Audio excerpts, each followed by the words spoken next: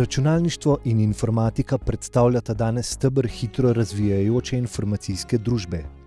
Izobraževanje in študij na tem področju omogočata pridobitev aktualnih znanj in stik z najsodobnejšo informacijsko-komunikacijsko opremo. V svetu praktično ne obstaja poslovnega področja, ki ni povezano z informatiko. Zato je pritisk vseh dejavnikov zunanjih, gospodarstva in drugih do tega, da šole proizvajajo vedno več in vedno bolj različne profile informatikov. Izobraževanje na tem področju obsega srednješolske programe, ki se nadgrajujejo na višjih in visokih šolah ter fakultetah. Dijaki se usposabljajo za vzdrževanje strojne in programske opreme ter komunikacijskih sistemov. Spoznajo izdelavo in vzdrževanje spletnih strani, informacijskih sistemov ter osnovne koncepte pri programiranju naprav. Uporabnikom informacijske tehnologije pomagajo in svetujejo. Znano je, da se na tehničnem področju znanje v 2 letih v svetu praktično podvoji.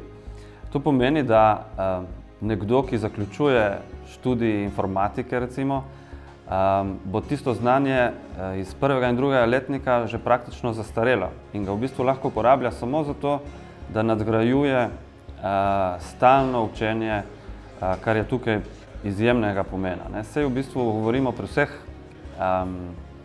vseh poklicih, da je potrebno vseživljenjsko učenje.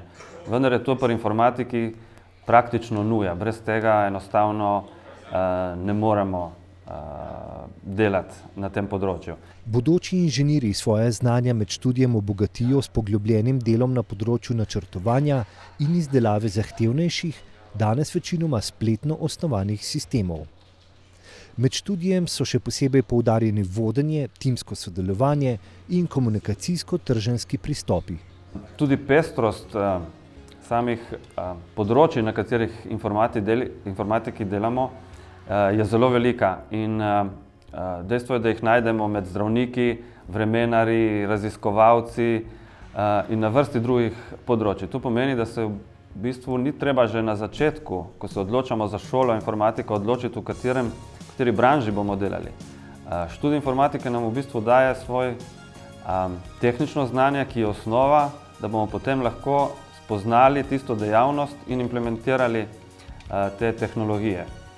Lahko rečem, da smo informatiki tudi izjemno mobilna sila, delovna sila, to je jasno in v bistvu lahko delamo na katerem koli koncu sveta in v bistvu vsi uporabljajo iste tehnologije za delo, ne glede na to, kje se nahajamo. Zagotovo se vsi strinjamo, da je informatika ena najbolj perspektivnih gospodarskih panog za bodočnost.